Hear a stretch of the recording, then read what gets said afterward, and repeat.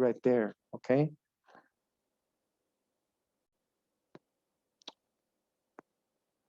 Hola, Jackie, ¿qué me cuenta de la vida?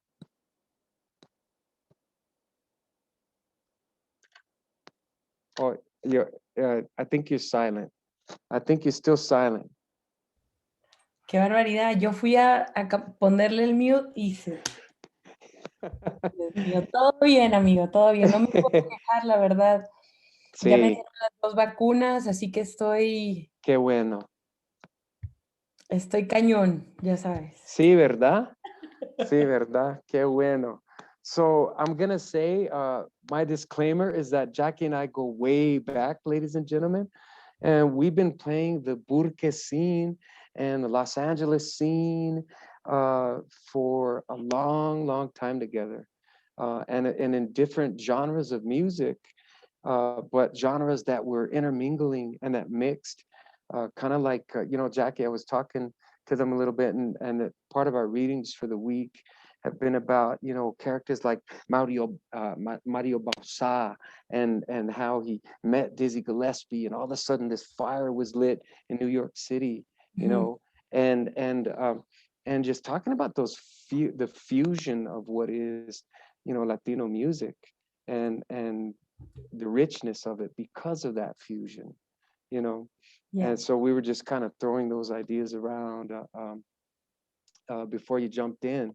But before I turn it over to you, Jackie, I'd like to give you a proper introduction, if that's okay. Of course, yes, sir. All right. So, ladies and gentlemen, Jackie Zamora has become one of the most popular singers and entertainers in the American Southwest. And I'm just going to say before I continue on that, so even it's really cool because one of my favorite stations is KANW 89.1 New Mexico Music, right? Because Yeah. that's the locals. Those are the Yeah. locals, and and and Jackie's even charting on KANW on the New Mexico, what they call the Spanish charts, which I love. I love that you're. To me, that's those are crossovers, because it's hard to break into that scene because people expect a certain sound. They expect those old rancheritas and corridos that they're used to, but you're breaking over with different stylings, and that means a lot. That means they're impressed. So I wanted to throw that out there first as well. She began studying music at the age of 13 with her mother, Estela, in her native home of Lima, Peru. After relocating to New Mexico, Jackie sang with the Western New Mexico University and University of New Mexico choral ensembles, but soon took a detour from choral performance to explore her love for Latin music.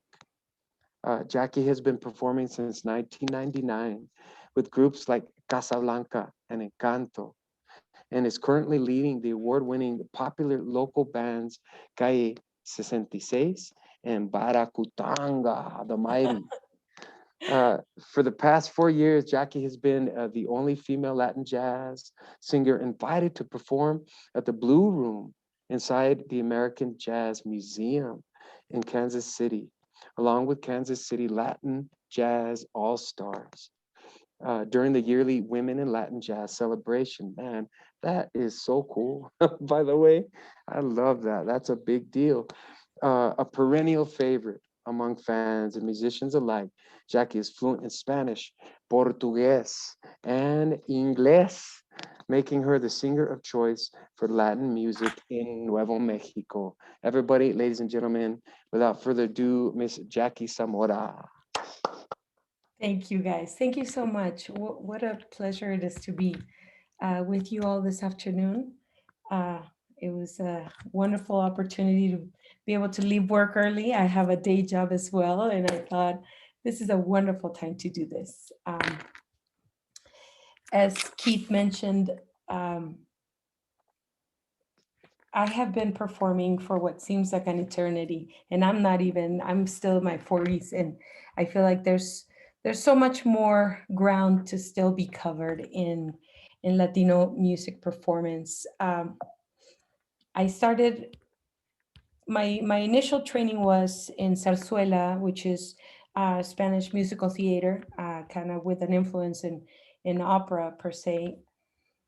But not too soon after I began uh, doing zarzuela in choral ensembles for university classes, I realized how much I felt like I was missing something. I was jumping into a genre that I felt like I could identify with. However, it turns out maybe I think I was missing my a true link between what I was doing and where I came from. Um, One must always know really the past before you can really entertain your future. And this is when I decided that I would start studying salsa. Um, Latin jazz came later, way later, but salsa was basically my first love. In Latin America and South America particularly, salsa music is basically kind of like pop per se. We have Justin Bieber came to Peru. Uh, we've had all the major bands come to South America, but when it comes to like El Gran Combo coming, I remember Justin Bieber was in Lima the same night that El Gran Combo was there. There was like maybe 10,000 people for Justin Bieber and 100,000 for El Gran Combo. South America is salsero. And so that is the reason why I decided to get started with salsa music. I don't know if you know this, but going back into a little bit of a time frame, for example, for the history of salsa, salsa was born in New York City about 40s, 50s, and it's said to be the main influences came from Santiago de Cuba, which is eastern part of the island. um, some political tincture in there is that around the time when the Cuban musicians could no longer travel to the United States and Cuban recordings received no more playtime over the air. Puerto Rican musicians and what is called now New Yorican people, also is Puerto Rican descendants that live in New York, they took it upon themselves to continue to develop what the Cuban influence had already started in the 40s and 50s. Some of the legends that I think started the movement that made it so prominent were Celia Cruz, Willie Colon, Eddie Palmieri, Johnny Pacheco that we lost earlier this year. Um, let's see, Ruben Blades. I think you guys know him as Ruben Blades, but in Latin America it's Ruben Blades from Panama, and Hector Lavoe. I mean, figures that are so important to the development of salsa at the time. And New York basically was the hub for everything, because if we look at the time frame 40s and 50s, this is around the same time when Dizzy Gillespie took notice, a great Dizzy Gillespie, the great jazz performer, took notice of Latin rhythms and invited a percussionist, Chano Pozo, to play with him in his band. He was the very first Cuban conga player ever to be in the same bandstand with the jazz band. And so this is basically what gave creation to Latin jazz, um, to incorporate percussion, Latino percussion into jazz music. Can you imagine just living in New York City around the 40s and 50s, being in the birth of all this greatness going on? Shortly after, salsa music, of course, was in every club. Salsa dancing was the inevitable step. After New York gave birth to these wonderful rhythms, they basically traveled all over Latin America. Um, my memory fails me of when and I can tell you right now, when bossa nova in Brazil, and actually 60s, in the 60s, Brazil in South America gets its first taste of the basically the merge of samba rhythm, which is a traditional Afro-Brazilian rhythm, when it's mixed with jazz.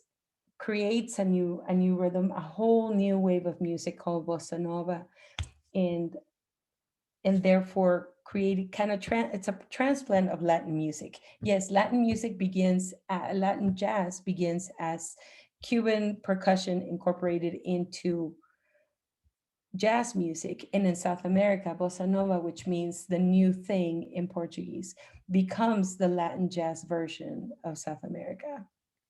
I find that really a really interesting fact that Latino music, if you see all the different ways that how it becomes no longer jazz, no longer just salsa, it becomes Latin jazz.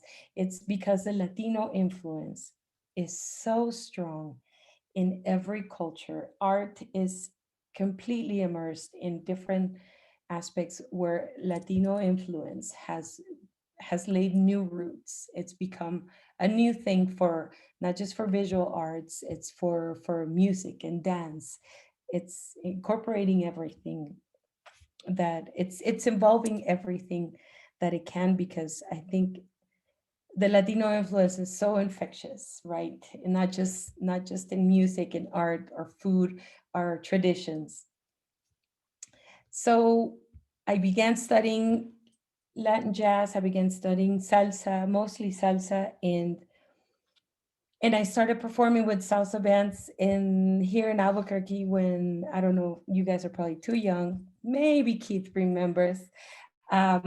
Casablanca and Son Como Son were the two main bands performing at the Cooperage. The Cooperage is a restaurant that just closed due to the pandemic, that darn pandemic that can't believe put a lot of really great businesses out of business. And one of those was a cultural icon here in our city, which is the Cooperage restaurant.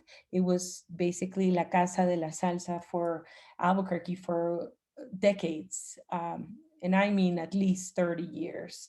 And, and so when I began studying salsa, I started to frequent the Cooperage, where you could see Casablanca, which mainly performed Puerto Rican style salsa, and then you could also see Son Como Son on the Saturday nights, Thursday for the Puerto Rican, Saturday for the Cuban salsa, and that's Son Como Son for those of you who are in New Mexico and involved in the music scene. Son Como Son is our premier Cuban band here in Albuquerque, and it's just, we're so lucky to have them. And I started to understand how they're just islands, with a little bit of miles in between them, with so much difference, so much. Se dan la mano. They stretch hands, and they're so different and so colorful at the same time. Uh, Cuban salsa has given us not just regular son and guaracha and montuno, is also giving us now what we know as timba cubana, something that is specifically, you can always identify it by the rhythm of the piano, which is completely different than regular montuno piano. But those, for you musicians out there, you would really appreciate that. Um, so after I continued my studies in salsa and Latin jazz. Um, at the same time, I was studying Portuguese. Actually, all my family speaks Portuguese. In South America, it's typical that everyone has some exposure to Portuguese because there are neighbors. Um, but it wasn't until I started studying Brazilian music that it made sense to me that I would like to be able to understand what I'm singing, that I studied Portuguese. UNM has a fantastic Portuguese program, highly recommend. And my my family said, well, what about South American music? Do you have any interest in South American music? And of course, South America has given us so much in music.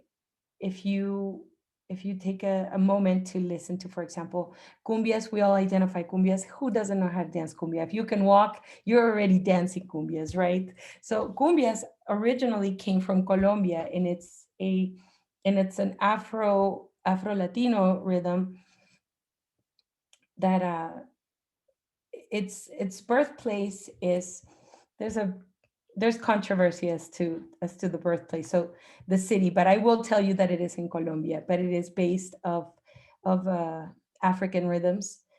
And anyone that understands Latino music will tell you that the main that the mother that what gave birth to all the Latino rhythms is Africa, and I will have to concur with that. Um, and not just cumbia in Colombia. Peru, for example, the birthplace of Peru, my birthplace, gave us huayno, festejos, which are Afro-Peruvian rhythms. Again, the great influence of African music and rhythms in Peruvian music is so impressive. I'm always so in awe of all beautiful influences of Africa in Peruvian music. It gave us festejo, landó, panalivio, marinera. My God, Peru alone has such a large, diverse pool of rhythms that came Africa influenced. If we go to Argentina, Argentina had more of the European, because they were a colony of Britain, so they had more of a European um, influence, and yet they have a lot of Andean influence as well, mostly in northern Argentina. But Argentina is mostly known for tangos and tango and the bandoneon, which is a small accordion. It's some of the most beautiful melodic. You just time travel when you hear the bandoneon playing tangos. In Chile, we have cuecas, beautiful cuecas, which is kind of a cousin to the marinera in Peru, and it is a couples dance. It's almost like a mating dance to see if your partner is worthy of you, depending on how well they're dancing, and the beautiful figures that are done in figure eight. They dance in an eight figure, and then they're dancing with a handkerchief. It's absolutely stunning. So, getting to know my roots, I think, is what really defined at some point where I wanted to go forward in music. This was, I want to say, about 15 years ago that I really decided it was time to do a really deep search of rhythms and study music in a way that would help me understand where I was going to go from this point on, um, to discover music and to discover my own voice, cultural voice. Now coming to present time, about 10 years, I founded the band Baracutanga. I don't know if you know the band, it's a local band. And with that band, I've been able to travel quite a bit and explore South American rhythms because we emphasize in South American rhythms. Some of the members have been, we had one from Argentina, he left, he moved back, but we have two guys from Ecuador and one guy from Bolivia, and a percussionist who has traveled all over the world. He plays like seven instruments. Nick Baker, such a wonderful, wonderful percussionist, and that has given us so many depths into exploring our roots and being able to move forward into our musical journey. I think music is not just a tool, it's a vehicle. You move, your life is going to be in constant movement, and art will is basically the vehicle in which you're traveling in. And that's one of the things that I have enjoyed the most about doing art, doing music, because you have a power to write lyrics that conveys a message, and you have tremendous responsibility to make that message special, or you can make it about absolutely nothing. If your melody is so wonderful and you're just going to dance, that's also your message. And in music and in art and in exploring roots, there's unity. I have always admired that about my fellow musicians. And I, um, I was gonna say kind of like Oye, ¿cómo va? Right? I mean, there are very few lyrics in that one, but all you need to hear is Tito Puente hitting those Oh my God, you can say that. timbales. And yes, absolutely. Yeah, And that was a vehicle for Tito Puente, and it was. I can't tell you. You don't really need much to say when the music is right, and I'm so glad that you brought that up. Absolutely. What band hasn't covered Oye Como Va, right? Santana. That's right. That's right. And you know what? Not I wasn't always in bands that were very popular or very were of name per se.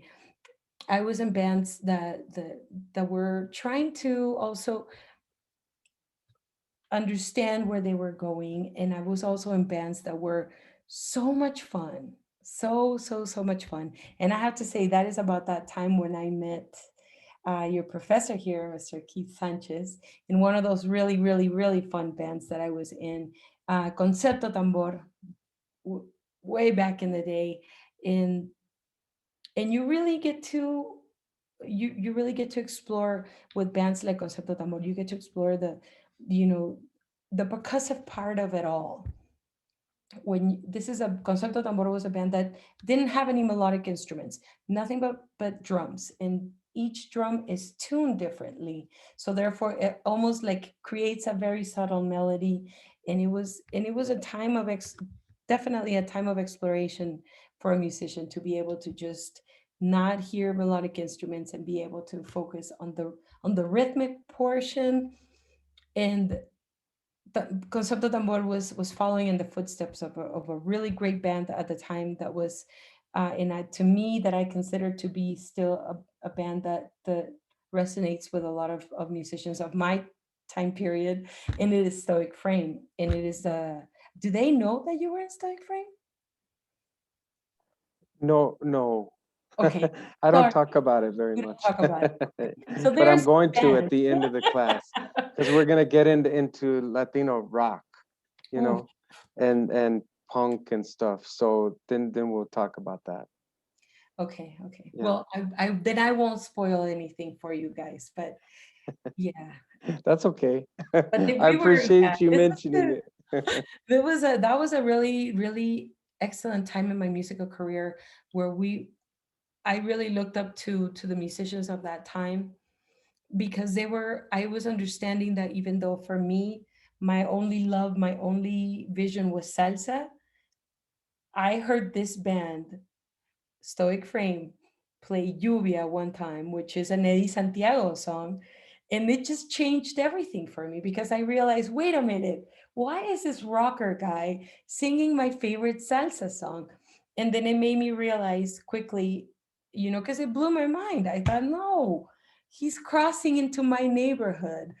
I don't do that to him. Why is he dancing on my side of the street? And the truth is that, when we perform music of other genres as musicians, we're not doing it necessarily to step into your shoes. We're doing it to show respect, to show honor of that we enjoy your music, and therefore, please allow me to interpret it the way I hear it, because it's music is for everyone, right? And in Latino music, it's got that sense of inclusion, of, man, get up, we're all gonna dance, you're gonna dance, call your sister, call your tia, this is on, and we're gonna dance. And so that was a turning point for me at the time, because I never thought that something like that would happen. That, I want you to know, that night really influenced a lot of other nights of music, where I grabbed some rock en español song, and I put it into a cumbia, because I thought, well, he can do it, so can I. That was a turning point. That was definitely a Well, turning point. well, I love it, and I feel like, and even before, right at the beginning of class, I was talking a little bit about, I mentioned, Mario Bausa, and how he fell in love with jazz, you know, and began to play it, and there was a little bit of friction, and because we make these attempts because that's not our specialty.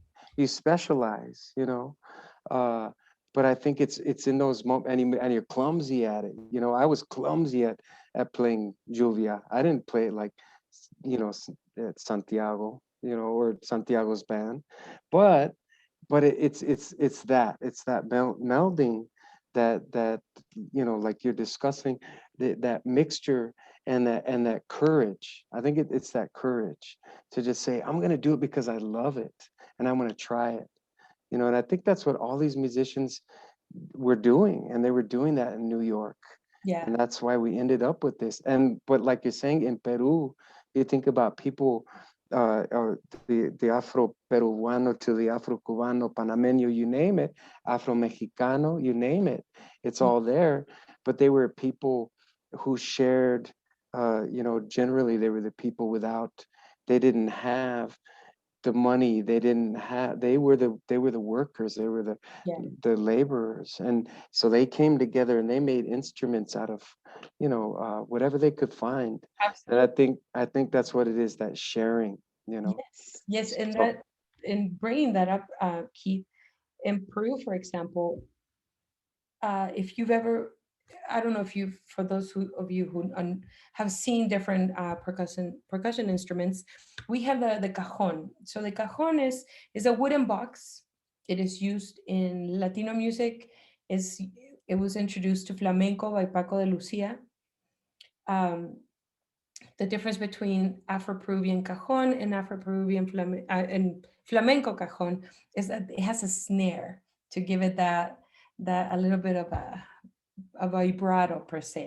Um, but the Afro-Peruvian cajon is a dry sound, and even though it's just a box of what seems to be very simple assembly, was originally made by the slaves in Peru during the time of slavery still, in utilizing wood from ships that were transporting other slaves into Peru.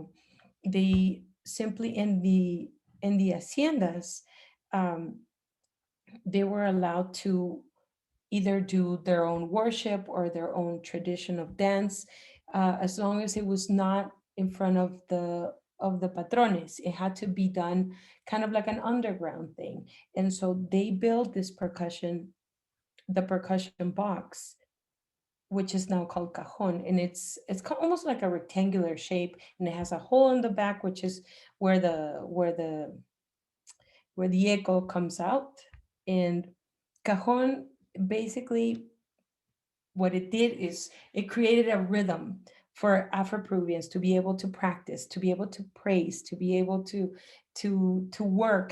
It became almost like a heartbeat for them, and it is related now to a lot of different rhythms in Afro-Peruvian music. It didn't stay with just one rhythm. It transpired to so many.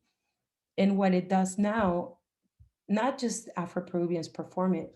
Uh, if you can play percussion, now everyone is encouraged to learn how to play cajon, because it's so complex, but it's also, it unifies a band. It just adds so much color and rhythm and in history. It adds such rich history to the music that you're playing. In Baracutanga, we started using it. Thank you. We started using it quickly after I joined the band, because I sing Afro-Peruvian music, and boy, this cajon is the heartbeat. It is an absolute heartbeat. It is beautiful. And in San Francisco, there's a cajon festival because there's such a large presence of Peruvians and musicians in San Francisco.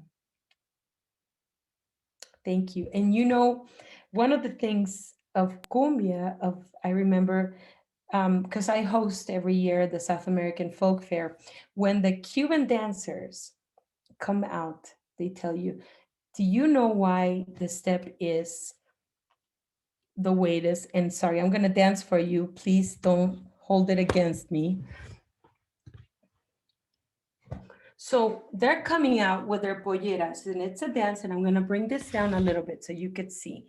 And so they're sliding their feet like this, like this. And the reason for that is the women had chains on their ankles, so they weren't able to move very much. So this is about the same distance as the chain would allow them to take a step for. And that is the birth of the step of cumbia. And they're holding candles in their hand because they danced at night. So with their chains and their candles in their hand and their polleras, which are their skirts, they're moving and sliding across the dance floor. Um, just stories like that. There's so many um, of how it all began, of music and dance.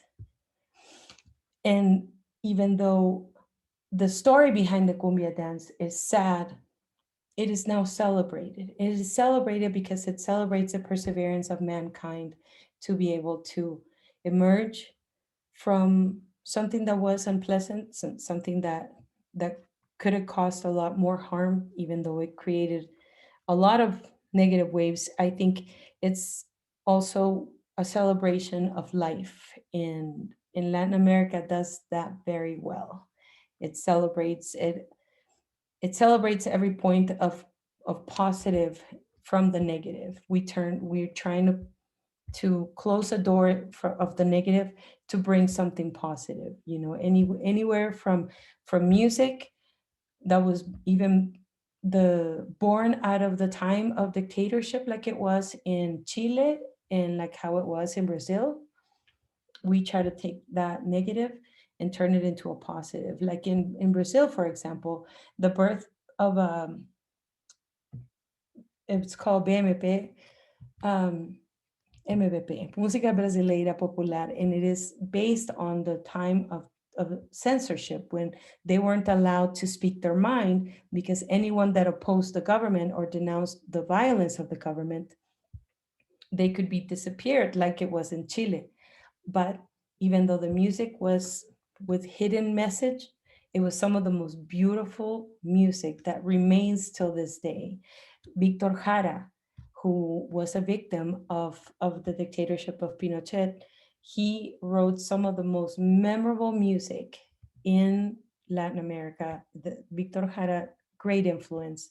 If you've never heard his music, I really encourage you and translate. Look for the translation of the lyrics. It's very there's a lot of hope behind everything that he's saying. It's a wonderful message.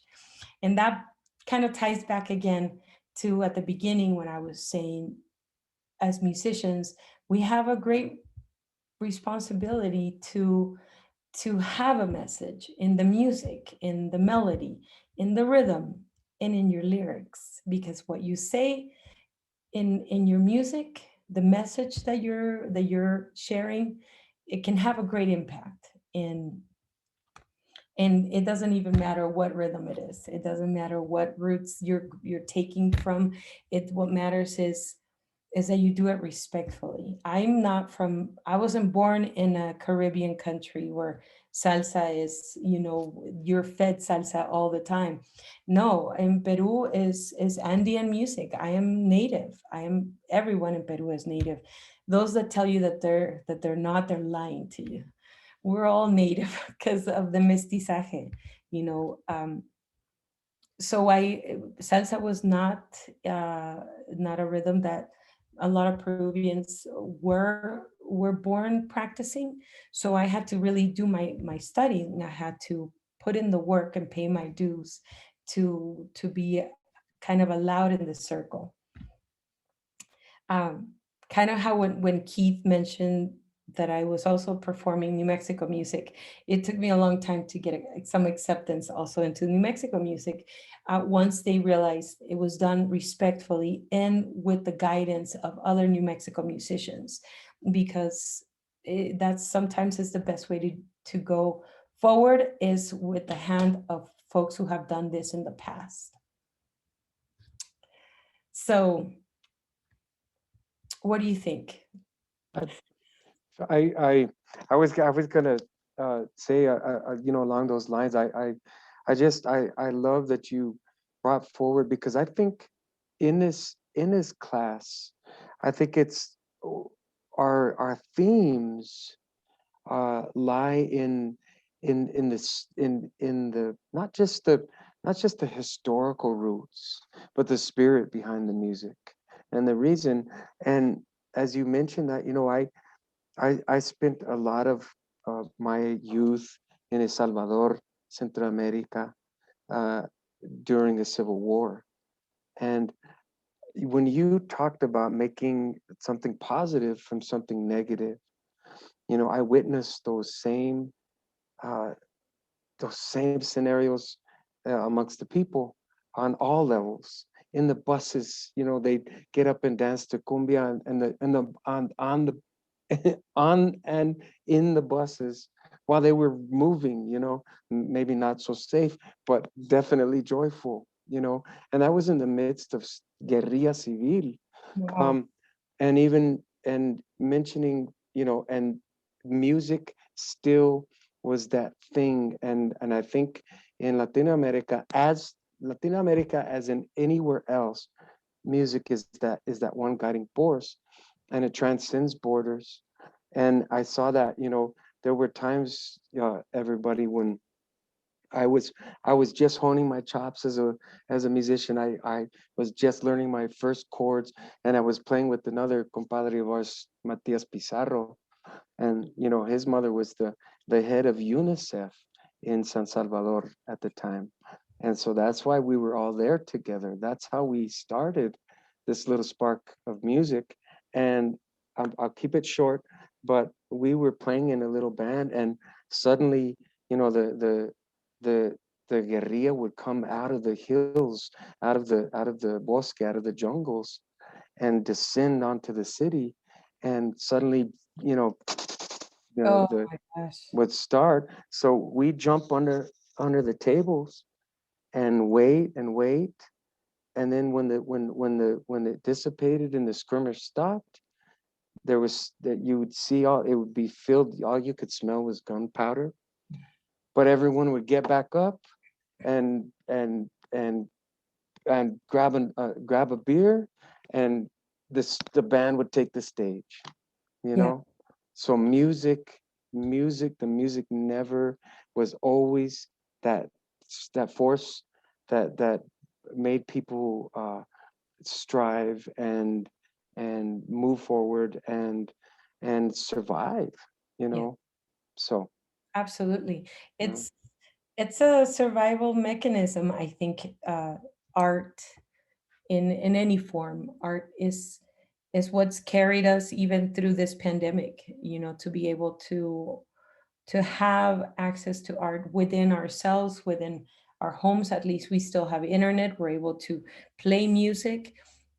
I know we haven't been able to see each other face to face, to do a performance, to do a gig. That has been the hardest part because music, when you work at it, it is part of your economy to perform music, to do music. And that has been somewhat of a challenge as well. But mostly that connection that you feel when you're performing, and knowing that you're pouring your soul, you're pouring your feelings, you're pouring history, the history of everything you've ever done up to that point, to your audience, is a powerful feeling. I've been to concerts where I'm singing something.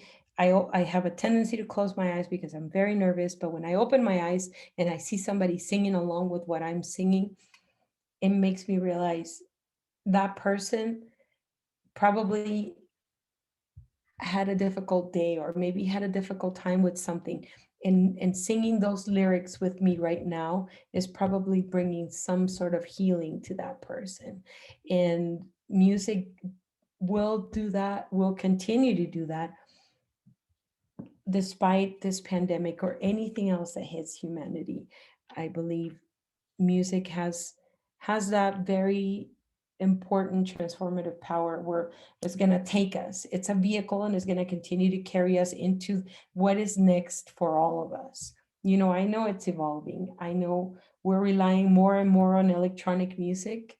This is what the younger generation likes. But it is also up to us to continue to keep those traditions of where the history of music has started. Um, I know, for example, my kids, they enjoy some of the music on the radio, but I say, okay, no problem. But you're gonna also get to listen to all the greats in jazz, and you're gonna listen to all the classicals in salsa, even though they sound very, you can't make out what they're saying. It doesn't matter. Yes, you're gonna learn how to play an instrument because this isn't necessarily music that was created without an instrument, and so in order for you to make even beats, this was all influenced by real instruments. So everybody gets an instrument in my house. You got a hand up there from Isabel. She liked that. Thank you. Um, so I was gonna just say, I think, we're coming close to a close, but I'm wondering, Jackie, if, there, and speaking, because you mentioned the lyrics, the importance, and almost that obligatory element of bringing something special to the table with your music, something special to people. And I feel like there's a Barakutanga song and there was a video, and it's a powerful, poignant, important song. I'm wondering if you have that video to cue. Would you mind cueing Um, that for us? yeah. Which one is it? Cuida tus espaldas, the one that Y talks about? Cuida tus espaldas. Yeah. Okay. Esa Of mera. course. Yeah. We wrote this song. I wrote the lyrics for this song, um, even before ICE was a thing, where it was, well, we knew ICE was happening, but people weren't denouncing it as much as they were at the time. Um, and I remember thinking to myself, what if that were me? What if I were coming home from work and I don't make it all the way home because I am detained, because I don't have papers, but I am a tax-paying citizen. Maybe I'm a dreamer. If I am a DACA recipient, what if I'm not allowed to go home to be reunited with my children? So families are separated, not just at the border, but inside this country. People are separated, families are separated, and I have kids, and I can't even imagine what it would be like to not be able to come home to them, for them to experience that fear. And so, as a band, we decided to write this song, and it talks about, you know the importance of keeping lives, families together, for a good life, for quality of life. It's not supposed to have any kind of political hidden message or anything. It's just focused on families. So I will share my screen, and I will play this video for you.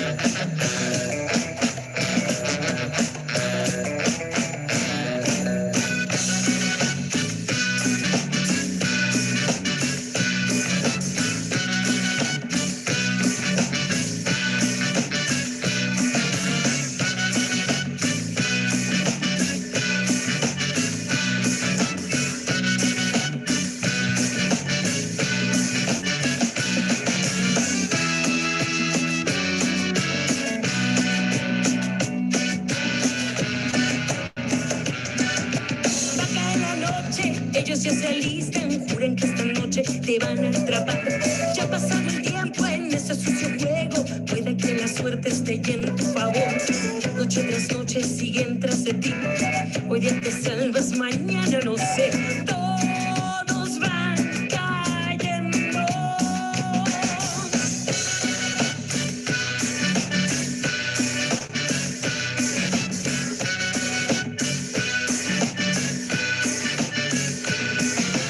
Por eso te digo, deja de buscarla, baja la cabeza, no mires pasos atrás. Das un paso en falso y ellos al acecho. Es solo tu cuerpo, tu alma jamás. Noche tras noche siguen tras de ti. Hoy día te salvas, mañana no sé. Todos van cayendo.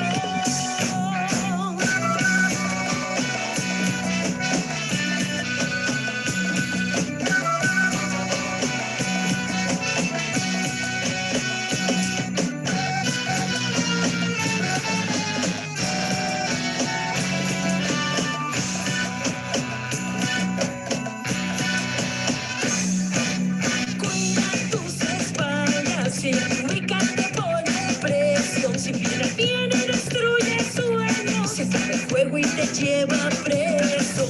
Cuida tus espaldas, si la ubica te pone presión. Si piedra viene y destruye sueños, se acaba el juego y te lleva preso.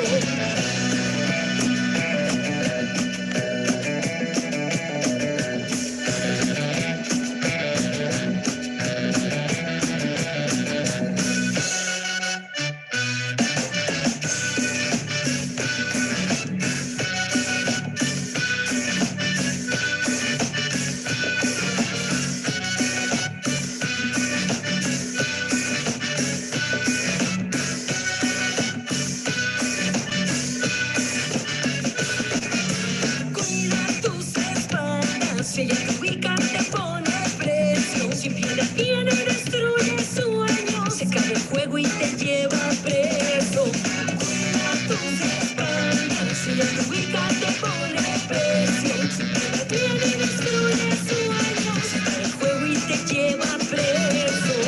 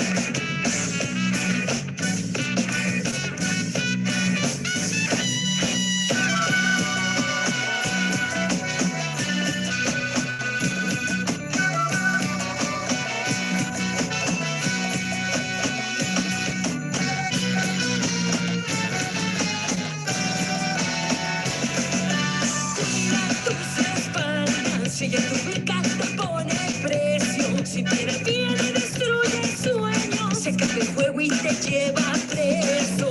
Cuida tus espaldas, si ella te ubica te pone presión. Si piedra viene y destruye sueños, se acaba el juego y te lleva preso.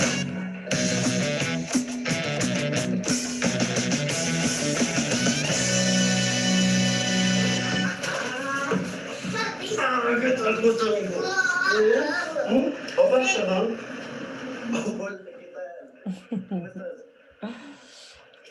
I love that. Thank you. Oh, I love that. Just the rhythm, everything. Las letras, todo. Wow. Muchas Giving gracias. all kinds of hands up. All right. Bueno, pues ya son las 5. Les voy a dejar que se vayan todos. And Jackie, thank you so much for being here with us today. It really means a lot that you take time. I know you're busy, full-time working, full-time mother, full-time musician. I mean, wow, you're an inspiration to us. So thank you so Thank much for you. being here. Thank you so much. My pleasure. It was wonderful seeing you all, meeting you all, and best of luck. Hang in there. We're almost out of the woods, guys. Nos vemos. Bueno, pues, bye everybody. We will Cuídense. see you Adiós. next week. Bye. Bye, guys.